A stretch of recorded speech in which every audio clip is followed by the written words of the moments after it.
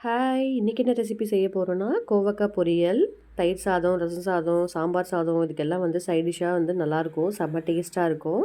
வாங்க எப்படி செய்றதுன்னு பார்க்கலாம். அதுக்கு ஃபஸ்ட்டு நான் கோவக்காவ நல்லா வாஷ் பண்ணிவிட்டு எடுத்திருக்கேன். காம்பெல்லாம் கட் பண்ணிவிட்டு நீட்ட வாக்கில் நான் கட் பண்ணி எடுத்துக்கிறேன்.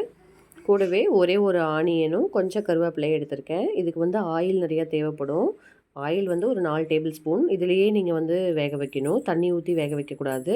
அதுக்காக நான் ஆயில் 4 டேபிள் ஸ்பூன் ஊற்றிட்டு, கொஞ்சம் கடுகு, கடலைப்பருப்பு, உளுத்தம் பருப்பு சேர்த்துக்கிறேன். சேர்த்துட்டு அதுலேயே ஆனியன் கட் பண்ணி வச்சதையும், கருவேப்பிலையும் போட்டு நல்லா வணங்கிக்கணும். வணங்கினதுக்கப்புறமேட்டுக்கு கட் பண்ணி வச்ச கோவக்காவை வந்து ஆட் பண்ணிக்கிறேன். ஆட் பண்ணிவிட்டு நல்லா கிளறிக்கங்க.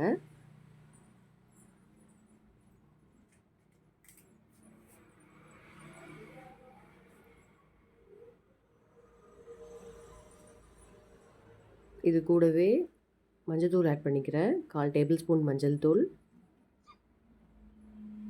அதுக்கு தேவையான உப்பு, அதுலேயே சாம்பார் பொடி 1/4 table spoon, red chilli powder 1/4 table spoon, மல்லித்தூள் வந்து 1/4 டேபிள் ஸ்பூன் கொஞ்சம் கம்மியாக ஆட் பண்ணிக்கோங்க. ஆட் பண்ணிவிட்டு நல்லா ஃப்ரை பண்ணிக்கணும். தண்ணி எதுவும் ஊற்றக்கூடாது. மூடி வச்சு வேக வைக்கணும். அடுப்பை வந்து ஹை ஃப்ளேமில் வைக்காமல் மீடியம் ஃப்ளேமில் வைங்க.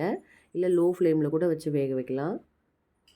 ஹை ஃப்ளேமில் வச்சோம்னா சீக்கிரம் கருகிரும். அடி பிடிக்காத அளவுக்கு பார்த்துட்டு நல்லா வதக்கி எடுத்துக்கணும். இப்போ பாருங்கள் ரெடி ஆயிடுச்சு. அதுக்கான பதம் வந்துருச்சு கரெக்டாக. நம்ம அதுக்கப்புறம் பச்சைப்பயிறு இன்றைக்கி ரெடி பண்ணியிருந்தேன். பச்சைப்பயிறு செஞ்சு அதுக்கு சைட் டிஷ்ஷாக கோவக்காய் போட்டு சாப்பிட்லாம். இது கூடவே தயிர் சாதம் வச்சும் சாப்பிட்லாம். தயிரை தாளித்து எடுத்துட்டு அதுக்கப்புறம் கோவக்காய் பொரியல் சைடில் வச்சு சாப்பிட்டோம். வேறு லெவல். பாய்.